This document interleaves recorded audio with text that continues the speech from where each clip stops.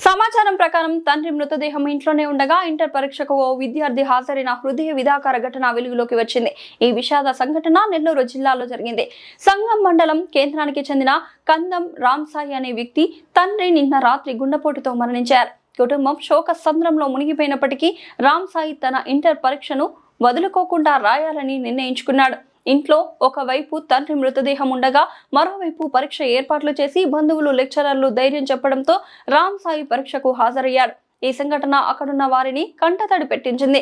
కష్ట సమయంలో కూడా తన విద్యపై నిబద్ధత చూపిన రామ్సాయి తీరుపై గ్రామస్తులు ప్రశంసలు కురిపిస్తున్నారు. ఎల్లప్పుడూ తండ్రి తనకు అండగా నిలిచేవారని, ఆయన ఆశయాలను నెరవేర్చడమే తన లక్ష్యమని రామ్సాయి భావోద్వేగంగా తెలిపారు.